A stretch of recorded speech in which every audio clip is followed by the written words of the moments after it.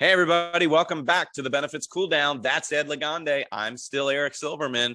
And today we are on part two of our question that we asked last week, where we talked about what should we as brokers and advisors and consultants and even HR and business professionals that are in an executive leadership position at companies all over the country, what should we collectively be doing as we fastly move into Q3 and Q4, which is by far and away the busy season when it comes to employee benefit open enrollment. Last week we talked about, I just summed it up saying we need to be a media company. We need to be able to market and communicate and engage employees. And that should be a focal point, as Ed said, even prior, believe it or not, to talking about actual benefits and rates and plan design and stuff like that. Boring, important, but boring. So Ed, what do you think? What else is on the radar that we should all be considering and thinking of for Q3 and Q4? So I think what we did last week was I'm a big Simon Sinek fan, and he's got his golden circle rule where you start with why, then you figure out your how and your what, right? And so last week we focused on a lot of the why, like why are we offering benefits? How can we get these solutions delivered at the end of the day? And so from a what perspective, that's where you bring the actual products in place, right? But there is a lot of gray area in the particular how, and I think, as we discussed last week, and being intentional in how we figure out how to be a media organization and how to figure out our communication campaign, being the demographic that we have from a multi-generational workforce. I've always also been a big believer in, as a benefit advisor, we have the ultimate opportunity to help employers enhance their employee experience and become an employer of choice.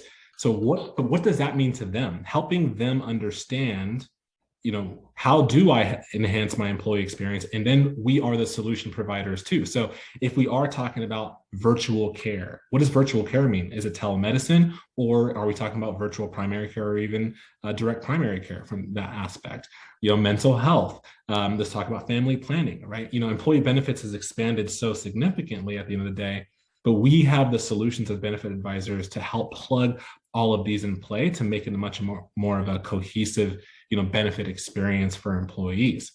And so to me, it's an all-encompassing conversation, of course, before you even get into the actual financial picture. Of course, our job is to deliver the perfect intersection of plan, design, and cost. But we need to sell the mission, right? We need to figure out the exact why at the end of the day, so that when it comes time to look at the actual financial picture, hey, employer A, employer B, you talked about enhancing the high level of care you wanted for your employees. And at the same time, we need to do our job in transitioning how you fund that particular care. Here is the solution at the end of the day that we've been talking about for the last several months, right? Yeah. And so the end picture becomes the marriage of the ideas and the solutions. Look, I agree. And you know what I'd add to that is, as a benefit advisor, a broker, you got to stop waiting for your human resource partners and your executive business owner partners to ask you about a benefit. So what I mean by that is, I talk to benefit advisors all day long, and business owners, they have no worldly clue typically what's out in the marketplace, or what's available, or what's innovative, what's on the cutting edge, what they could consider, what they shouldn't, where to go, what to do, how to do it.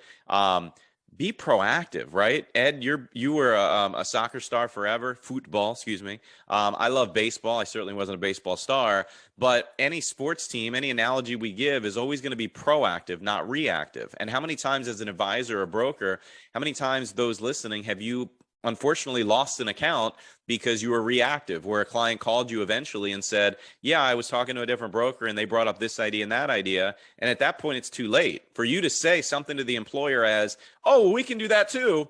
You're too late. It's over. Game over, guy. It's done. You move on.